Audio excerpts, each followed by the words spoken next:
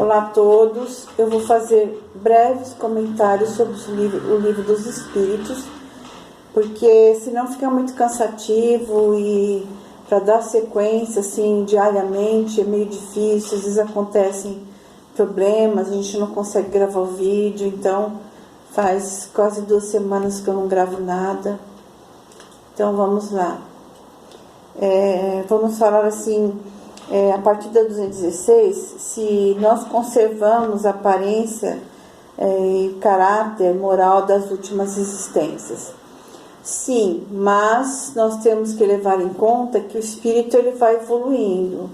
Então, conforme ele vai evoluindo, ele vai também tendo modificações, porque nós não podemos esquecer que o perispírito ele molda o corpo físico.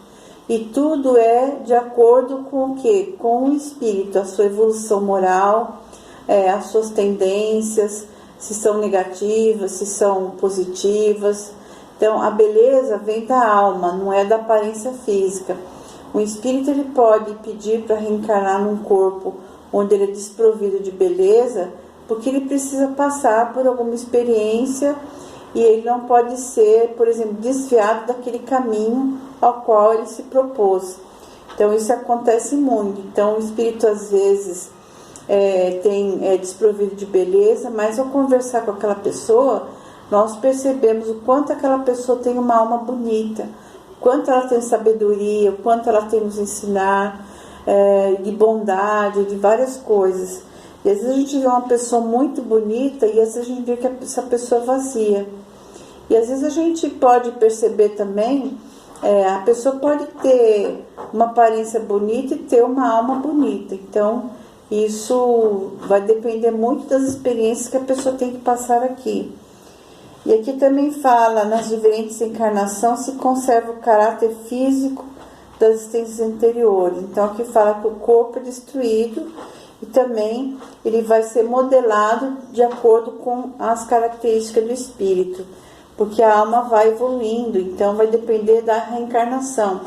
Então, por exemplo, se a pessoa tem que reencarnar num país onde existe somente pessoas, por exemplo, como o Japão, ela vai ter aquelas características. Se ela for reencarnar num país onde as pessoas são claras, de olho azul, ela vai ter essas características. Se ela tiver que reencarnar num país que tem uma mistura de raças, como o Brasil, por exemplo, ela vai ter essas características de acordo com a família que ela for reencarnar. Assim como se ela for reencarnar num país onde existe somente negros, em sua grande maioria, ela vai ter aquelas características. Lembrando que o que importa aqui na Terra é a evolução do espírito. Então, o espírito, no plano espiritual, ele não está preocupado com a sua aparência física, a não ser que seja o espírito ainda muito apegado às coisas materiais. E aqui também tem o item 9 das ideias inatas. Então, o espírito ele tem uma vaga lembrança das suas tendências, vamos dizer assim. Então, ele não lembra das vidas passadas, mas às vezes ele tem uma intuição. Às vezes uma pessoa passa num lugar e ela fala, nossa, parece que eu já estive aqui. Então, enquanto uma pessoa, nossa, parece que eu conheço essa pessoa. Ou alguém apresenta, nossa, parece que a pessoa não é estranha. Então, isso pode acontecer. E tem aquelas também que têm recordações de vidas passadas. Vemos isso muito em crianças. Crianças pequenas, por exemplo, até uns 4, 5 anos, em vários locais aí já temos estudos voltados a isso, da criança lembrando que foi na vida passada.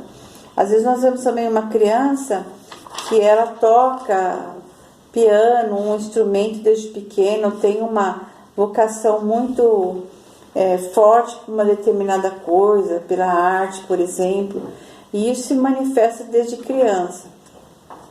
Então isso acontece porque nós somos espíritos que já reencarnamos muitas e muitas vezes, talvez milhares de vezes, e conservamos aí tudo aquilo que nós aprendemos, passamos. Isso aí está tudo no nosso arquivo, está tudo vivências que passamos, né? Então, nosso perispírito, ele é como se fosse um HD, ele conserva tudo. Então, aqui na 222, traz o dogma da reencarnação.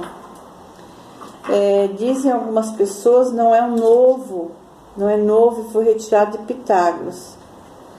Mas jamais dissemos que a doutrina espírita fosse uma invenção moderna. Então, aqui é um problema muito antigo, porque a reencarnação, ela já existia lá do passado. Pitágoras, ele foi para o Egito, depois para a Pérsia, e ele já trazia desses povos aí essa noção de reencarnação. Então, a doutrina espírita deu o nome de reencarnação, mas esses conceitos já haviam lá atrás, e era uma coisa muito natural. Então, essas ideias aí que ele traz também, o Pitágoras, da mente psicose, de reencarnar em corpos de animais. Então, a gente sabe que o espírito, ele não pode retrogradar, né? Ele só caminha em frente. Então, ele não pode voltar num corpo de animal. Isso seria, assim, uma ideia, como diz Emmanuel no livro A Caminho da Luz, de um espírito, quando ele reencarna em mundos como o nosso, de repente ele sai daqui e tem que reencarnar no mundo primitivo, onde os homens ainda habitam as cavernas, onde eles não têm nenhuma beleza física, são muito assim, com aparência ainda muito grosseira.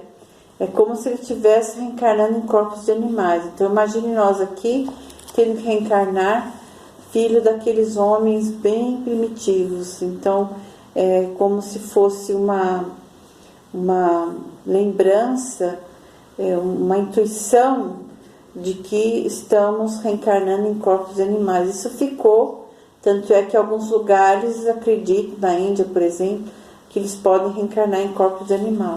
Então ficou lá no inconsciente coletivo. Quem traz essas ideias aí de que podemos reencarnar em corpos de animais, isso já é uma questão muito antiga.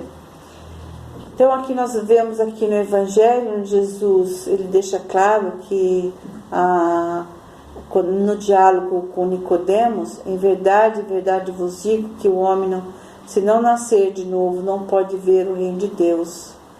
E aí Nicodemos nos diz, como pode um homem nascer quando está velho?